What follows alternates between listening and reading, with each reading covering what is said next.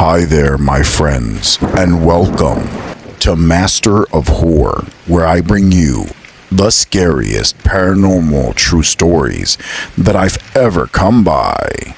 Please enjoy these stories, and please don't forget to leave your nightlight on. Paranormal Scary True Story number 1. The Basement Ouija Board. When I was 16, this happened. I am now 28 years old. I never talked about this to anyone except for those that were present when this happened. This experience has scared me, and the events that took place will stick with me until the day I die. When I was a teenager, I never really talked to anyone outside of my family, and I grew up in a small town in Italy, which was completely isolated and surrounded by mountains. Being a small village, everyone knew each other. This, in particular day, was my cousin's birthday.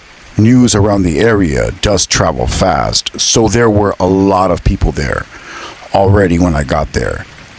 When I arrived, there were people jumping off the roofs into the pool. They were drinking, smoking, the usual stuff at parties. After the party died down, my cousins and I, along with a couple of her friends, stayed for a while longer.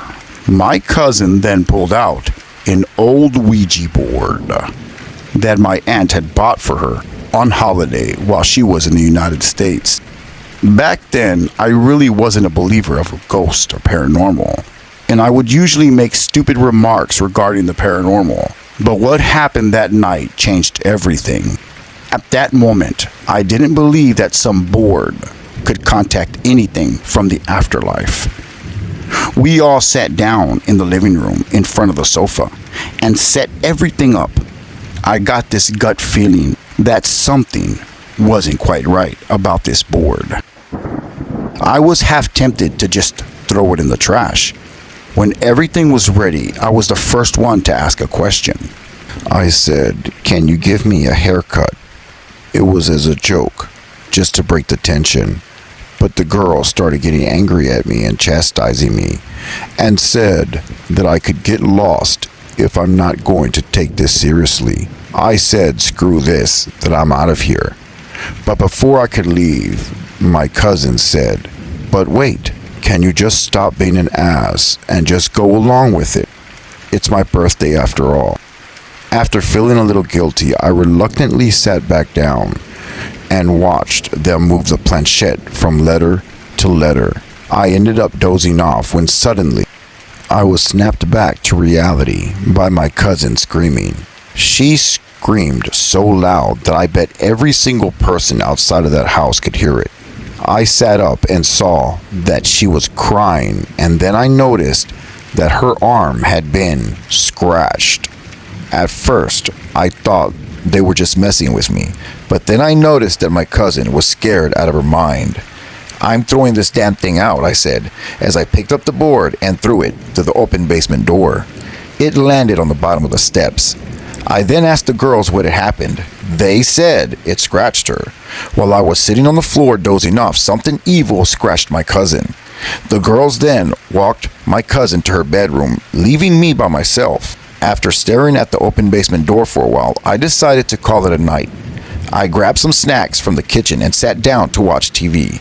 At about 2:30 in the morning, I started to get really sleepy, so I stretched out on the couch and closed my eyes. But after a few moments, I heard these painful scratching sounds, like long steel nails being dragged across wood. I got up and made my way to where the sound was coming from. I hadn't realized it, but I found myself at the basement doorway again. I opened it without a second thought, but the moment I did, there was nothing. It was just a dark, silent, motionless basement. I was way too tired for this, so I made my way to my cousin's bedroom. But to my absolute astonishment, the three of them were all sitting on the floor in a circle, moving the planchette across the Ouija board. "Really? You're messing with that thing after what just happened?" I said to them. They all looked up at me, But before anyone could respond, we all heard a loud cracking sound coming from the hallway. I had rushed back into the room that I had just come from. The basement door was completely destroyed, as if someone had smashed it right off its hinges, sending the pieces down the basement steps. We rushed to the basement doorway. I said, "Everyone, stay behind me. We'll all go down together." I had grabbed a candle that was resting on the dresser next to the doorway and had one of the girls light it up. Together, we all just descended the creaky steps. But as soon as we got to the bottom, I got this awful feeling that something was down there with us. Something evil. Don't ask me how, but I somehow knew that something was on the ceiling right above us. I was scared to look up, but I knew that I had to. The dim candle light revealed a dark shadow-like form above us. It clung to the ceiling like a spider. I then saw its horrifying face staring right back at me. I fell backwards and said, "Everyone, get the hell out of here now." I led the girls back up the stairs and into my cousin's bedroom. After a while of pressing against the locked door of the room that we were in, and my heart beating out of my chest and listening to my cousin's cry, I then slowly sat down against the door and dozed off. Looking back at it was a dumb decision to stay in that house. To this day, I still haven't gotten an explanation of how the Ouija board went from the bottom of the basement steps to my cousin's bedroom. I am now a firm believer in the paranormal. Paranormal, scary, true story number 2, the Ouija board. These events took place in the summer of 2014, and I had just graduated from high school. I was enjoying my summer vacation before I had to set off to college. I really didn't have too many friends.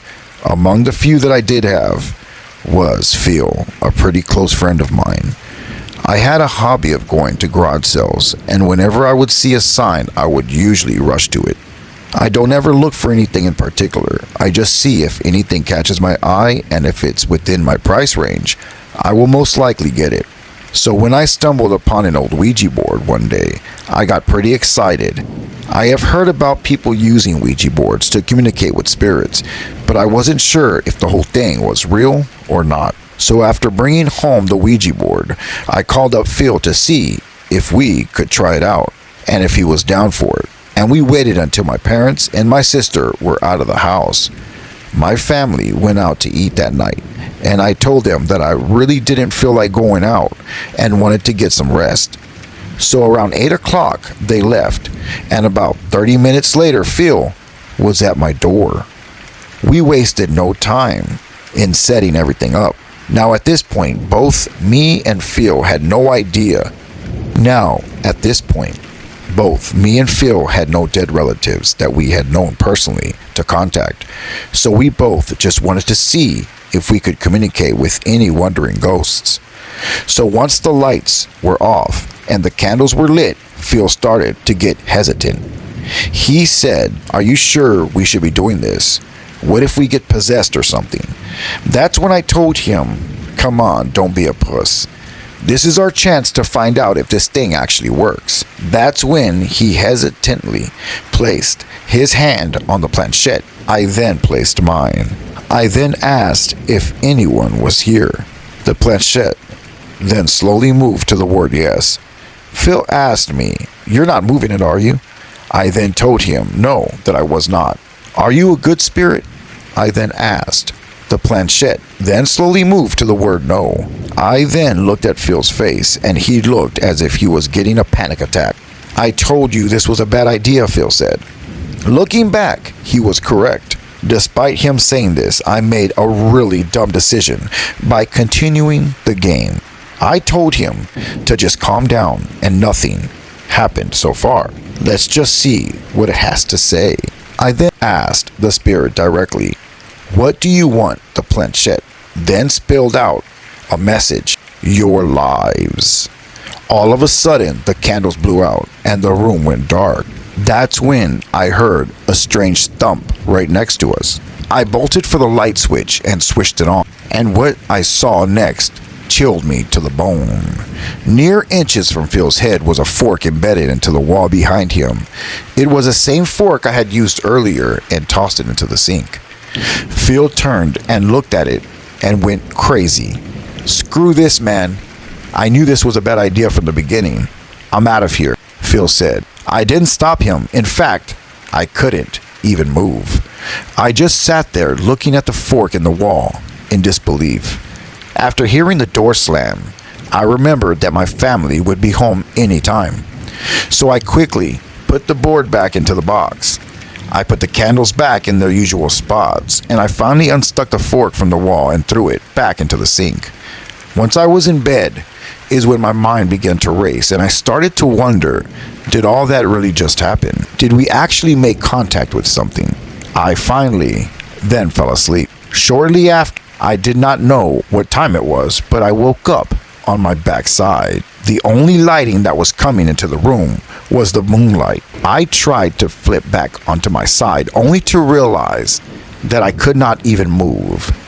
I kept trying, but my body would not budge. I admittedly became unsettled. I've never experienced sleep paralysis before, yet here I was, still as a statue, unable to move, not even 1 inch. It was then that I was able to look around the room, and what I saw petrified me to the core, and I will never forget it to this day.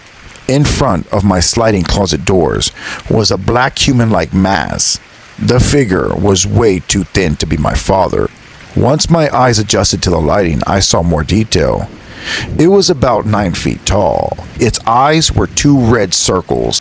Whatever it was unearthly and terrifying. It was definitely not human. Just when I thought it couldn't get any worse, it began to move towards me and slowly approach me, stopping at the foot of my bed. Its arms began to stretch, extending to the floor. I then saw its arms slowly creeping up on the side of the bed next to me. I still couldn't move. I was unable to do anything. I could only watch in terror as its arms began to wrap around my forearms like a snake, squeezing me. I stared into its red eyes as its jaws began to open. The last thing I remember is the thing leaping forward onto the bed. I finally jolted awake, letting out the loudest scream that I could possibly utter. It was only after my family burst into my room that I realized that I could move again. My mother immediately came to check on me as my father and sister stared at me from the doorway. I couldn't sleep for the rest of the night. When the morning came, I called Phil and told him everything that happened. It turns out he had the same nightmare as me. However, in his, the creature did not attack him. We both concluded that what we contacted that night was extremely hostile entity. We both knew what had to be done. He came back later that afternoon, and we threw the board into the fire pit and burned it until there was nothing left. Ever since then, neither of us has had another encounter. So my message to all those that are listening is, do not mess with Ouija boards.